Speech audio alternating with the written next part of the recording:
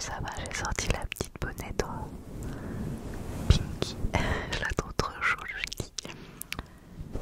Trop chouette, trop belle. Trop chouchou. Bref, aujourd'hui c'est les 11 choses que vous ne savez pas sur et je suis très heureuse de faire ce format qui est devenu un classique maintenant sur ma chaîne. Et c'est un format que j'aime tout particulièrement parce que j'aime bien mener ma petite enquête, chercher à droite à gauche un petit peu pour apprendre des choses sur des sujets, voilà, un peu tout finalement. Et ce que j'aime bien aussi, c'est que c'est un peu aussi votre format puisque le thème de ce soir m'a été soufflé par une abonnée. Je me rappelle plus du nom de l'abonnée, j'espère qu'elle m'en voudra pas parce que j'ai pas noté, je sais même plus sur quelle vidéo elle me l'a marqué. Mais j'avais vu sur les bébés, je me suis dit ouais c'est trop bien comme idée parce que il doit y avoir plein de choses intéressantes et puis finalement, même si on n'est pas tous parents, on a tous été bébés un jour, donc on est tous plus ou moins concernés par le thème des bébés. On a tous été bébés, on a tous été enfants, certains d'entre nous sont même parents, pas tout le monde, ou alors peut-être que vous serez parents un jour dans votre vie, et même si vous n'êtes pas parents, vous serez le tonton, la tata, la marraine, le parrain, le cousin, enfin on a tous un rapport avec les bébés finalement. Donc sujet intéressant et surtout sujet un peu, ils sont formidables les bébés, ils sont incroyables surtout. J'ai fait ma petite enquête, ouais c'est 100% Pinky aujourd'hui. Et il y a plein de faits intéressants, vous allez voir. On commence tout de suite d'ailleurs par le fait numéro 1. Il y a un petit peu de bruit dehors, j'espère que ça fait pas, c'est pas trop gênant. Alors le corps d'un nourrisson compte plus de 300 os, tandis que celui d'un adulte n'en a que 206. Ça va mal. Alors pour arriver à ce chiffre inférieur à l'âge adulte, forcément il y a des petites transformations dans notre corps, vous pouvez bien l'imaginer.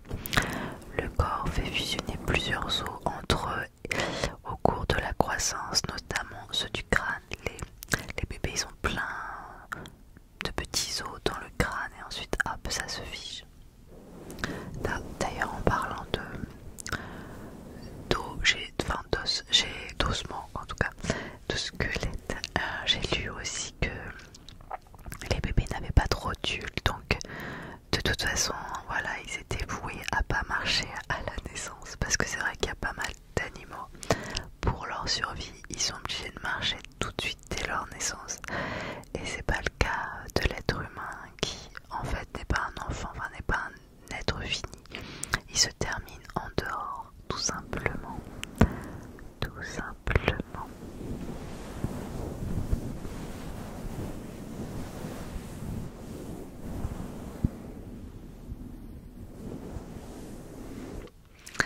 Fait numéro 2. Avancé un mois environ, le nourrisson pleure sans pouvoir verser de larmes, ses canaux lacrymaux n'étant pas encore totalement formés. Et pourtant ils pleurent les bébés. Mais sans larmes, c'est assez rigolo de savoir ça. Nous on avait beaucoup de chance, j'avoue que ça peut énerver beaucoup de parents d'entendre ça, mais on avait un enfant, il est toujours très calme, mais c'est vrai que quand il était bébé, il pleurait pas vraiment non plus, même quand il avait soif. Je l'entendais faire et je savais que c'était le moment où il avait besoin de boire et il avait pas besoin de crier. J'entendais tout de suite, même si je dormais, même s'il n'était pas tout de suite à côté de moi, j'entendais. Alors je savais qu'il avait soif.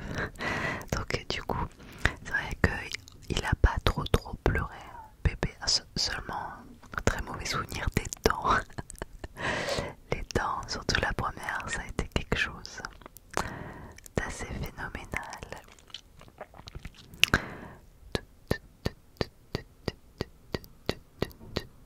Il est joli. En fait, j'aime bien ce pinceau. Je change carrément de sujet, mais déjà parce que ça c'est joli. Mais je trouve que la couleur est tellement belle que comme ça, quand on passe devant la caméra, c'est super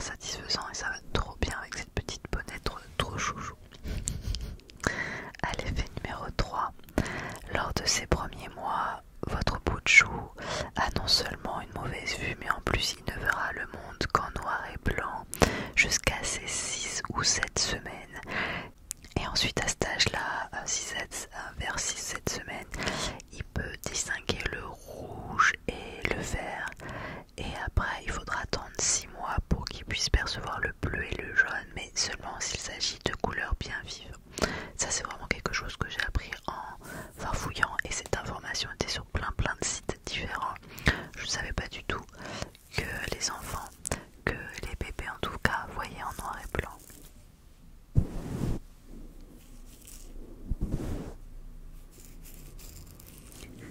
J'essaie de faire du bruit avec mes cheveux pour que ça détende un petit peu.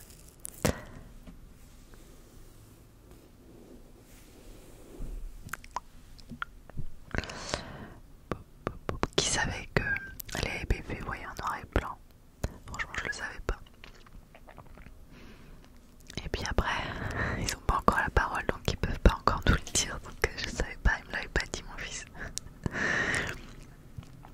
Fait numéro 4. Les cris d'un nouveau-né peuvent atteindre un volume sonore de 120 décibels, soit celui d'un marteau-piqueur. Et c'est donc pour ça que les parents sont si fatigués.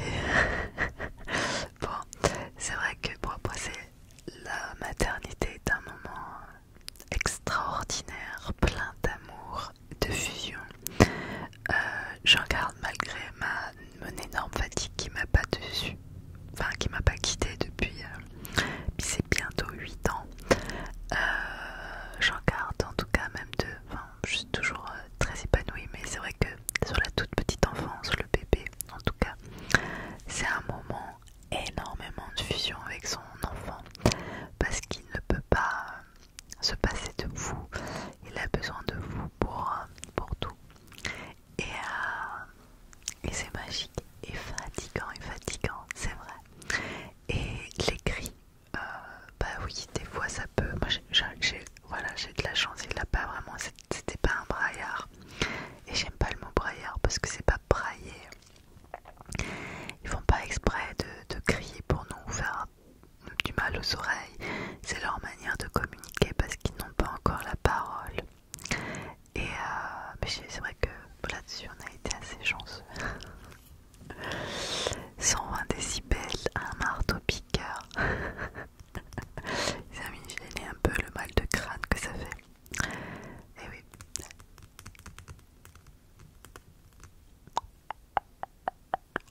C'est que c'est petit, mais ça fait du bruit. Les bébés, fait numéro 5, les bébés peuvent parfois naître avec une dent. Tel fut le cas d'ailleurs de Louis XIV, mais également de Napoléon. Il s'agit d'une dent alors ça peut être une dent pré-temporaire, et du coup ça veut dire qu'elle tombera d'elle-même dans les premiers jours. Et sinon ça peut être déjà une dentelée. Et dans ce cas-là, bah, ça tombera logiquement à partir de 6-7 ans, comme logiquement les dents tombent. Mais bon, c'est rigolo, ça doit être assez bizarre de voir un enfant avec une dent, enfin tout petit nez. Même je ne sais même pas comment ça se passe pour la tétée, si ça fait mal ou quoi. Mais assez étrange. Surtout de savoir que bah, y a deux dirigeants en fait, Napoléon ou Louis XIV, qui ont eu ça. Est-ce que vous connaissez des gens qui sont nés avec une dent? Est-ce que vous êtes né vous-même avec une dent?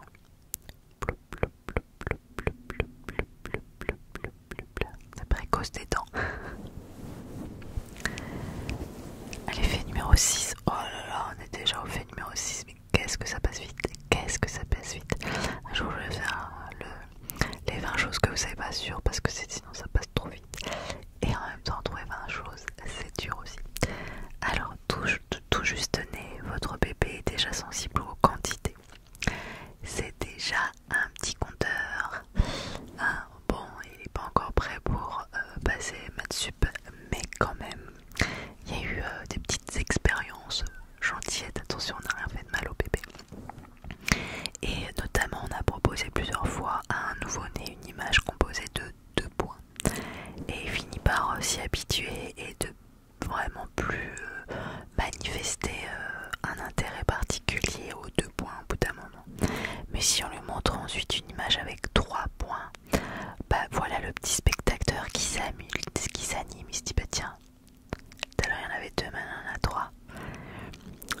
Il a perçu un petit peu la nouveauté, le fait qu'on a rajouté quelque chose. Alors il sait peut-être pas que ça fait 1, 2, 3, mais il a vu que ça fait et qu'il y avait quelque chose en plus. Conclusion, bah, il sait faire la différence entre un ensemble de 2 éléments et un ensemble de 3 éléments. Mais après, attention, il y a eu des expériences qui ont été faites avec plus, c'est-à-dire que il voit pas trop la différence entre 5 et 6 points. Voilà, ça c'est entre 2 et 3, ok. Entre 5 et 6, non.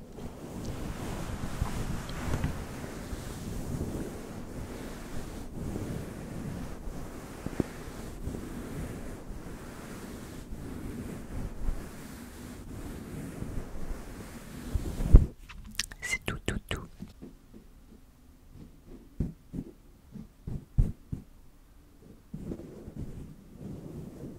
Est-ce que ça fait des frissons, ça?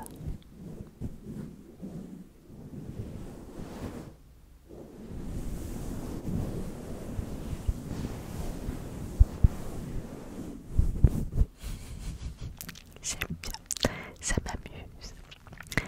Fait numéro 7. Jusqu'à environ 5 ou 6 mois, les nourrissons ne peuvent respirer uniquement par le nez.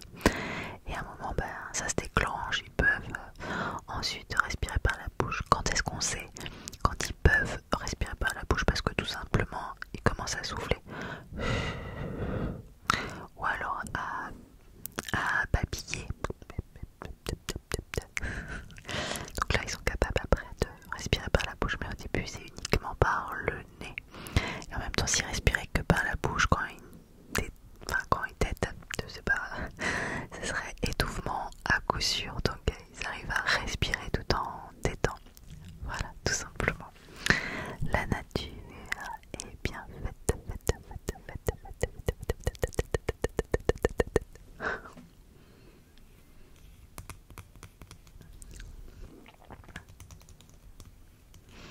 L'univers des enfants. D'ailleurs, je l'ai déjà dit en vidéo lors de FAQ, mais on me le demande régulièrement et on me l'a posé il y a quelques jours en tout cas.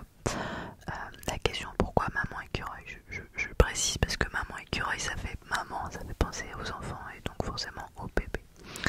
Alors en fait ça vient, j'avais pas encore d'enfant, on était parti avec mon mari en voyage au Canada et dans un parc, c'était le parc Royal. J'ai voulu jeter un déchet dans une poubelle. En ouvrant le couvercle, il y avait une petite maman écureuil qui s'était blottie. Elle s'était logée là avec ses petits nouveau-nés et elle avait peur. Et malgré la peur, elle voulait protéger ses enfants et du coup elle m'a montré ses petits poings comme ça. Et elle tremblait de tout son être.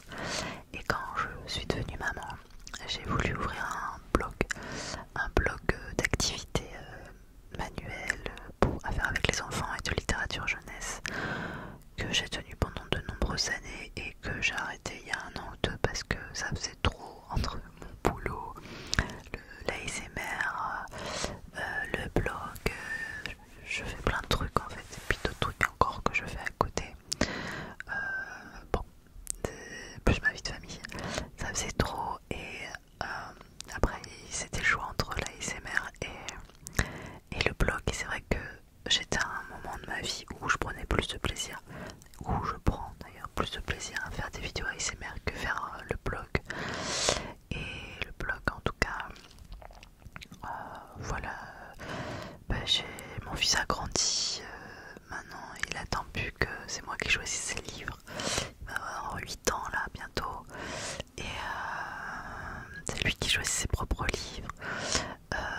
Il est plus maternel donc les activités manuelles, bon, il a plus trop envie et j'ai pas envie de le forcer donc du coup voilà, c'est un stand-by, c'est très bien comme ça et je m'éclate dans l'ASMR. Mais du coup quand j'ai lancé mon blog, j'ai pensé à cette petite maman écureuil et je me suis dit voilà, moi je serais pareil, je serais une maman qui malgré sa peur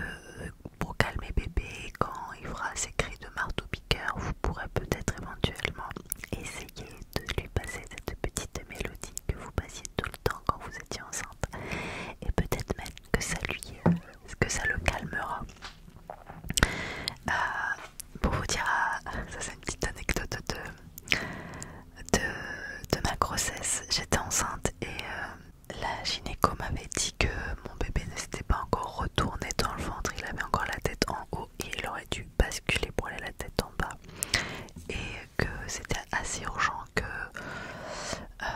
il fasse la bascule parce qu'après il serait trop grand et trop gros, il pourrait plus basculer et il serait obligé de le faire manuellement, ou alors sinon ça provoquerait des problèmes lors de l'accouchement. Et je commençais à flipper, j'avoue.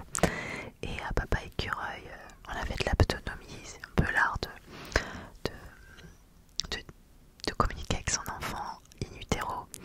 Et Papa Écureuil était un jour en train de composer une petite musique et j'ai senti que bébé s'agitait dans mon ventre et répondait à la musique. Et du coup, il a joué en bas pour que bébé puisse accompagner son mouvement et aller vers le son.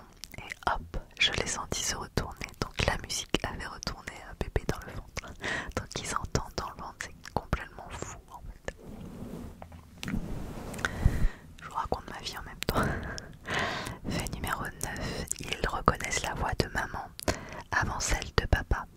En effet, ils mettent environ 15 jours pour commencer à reconnaître la voix du père. Mais bon, en même temps, j'ai envie de dire, on a été sa première maison.